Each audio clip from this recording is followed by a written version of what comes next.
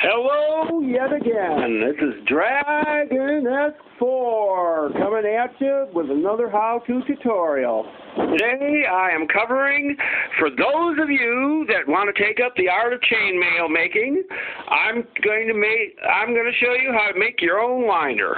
And here it is. Here's what you'll need. You will need two different rods, a thinner rod and a thicker rod, steel rods. The thicker rod, you're going to have to do the following with it. You're going to have to drill it in three places. One right here, one on this side, so it's about like 2 inches, I guess that is. And then you're going to have to do another drill hole on this side. You're going to have to bend it into like sort of an L shape. Okay, and steel is hard to drill with, so drill through, I should say. So you're going to have to use a lot of oil on your drill bit to drill through this. The second rod will fit. These rods will fit into a framework. The framework consists of a bottom board with an upright support structure. So they just fasten together, and then the ends are triangular shaped, and all these boards are just fastened together, okay? Now, you drill a hole on both ends for the thin rod to go through, and you drill a hole on both ends for the thicker rod to fit through. On the thicker rod, you will put on the end it's going to form the handle, which is where your thing is bent at.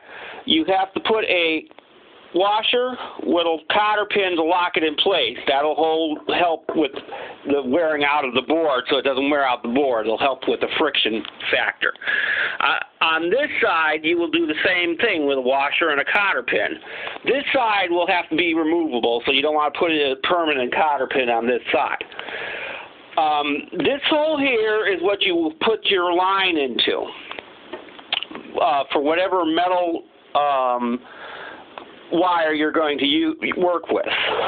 This here is a paint remover for a drill bit paint remover with the brushes removed. It helps to guide the feed. It helps to put the metal line through here first, and then thread it through this hole here, and this acts as a guide. So when I'm winding it, it'll stay and it'll guide it all the way back. This is my first prototype, and I've used it a lot, but I usually just tie it down to my work surface. If you want to make one that's more secure, you could drill holes in here and on this side, and then bolt it down to whatever work surface you want to do. I also made the mistake of another thing that you might want to do is I didn't put a covering on this, and you might want to put a temporary boltable covering that's removable, so that when you have to remove it.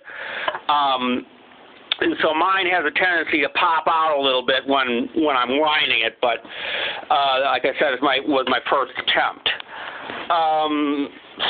And the way you use it, you take your wire, feed it through here, and then feed it through here. I use a gloved hand to hold down the wire a little bit to give it some pressure so it gets a nice smooth winding, and then you just hand crank with the other hand, and this will slide across to the back. Now this pointed section that goes normally in the drill, I left that on there so that way when you get to the back, it leaves you a little bit of space on the end to cut loose the wire from whatever coil you're using. And then it also helps in the process of getting this off. To get this off, you have to remove this clip here and remove the washer, pull this rod out, and then you clip this little bit of starting point of the wire off, and then pull that out, and then you have to do basically back spin it. So if you're going this way, cranking it originally, you would go this way, and you have to pull with your hand so it'll pull off the rod. So, and you take this out, so you're basically doing this while it's free off the support structure.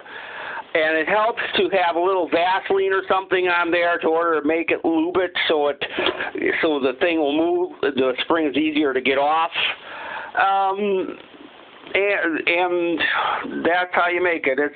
Chainmail is a little tricky to work with, but it's an interesting hobby to do, and this don't require any power or anything. So you could take one of these winders with you and take it to a fair or a fest or whatever, and do it at places that you don't have power available. So it's a good little thing to have.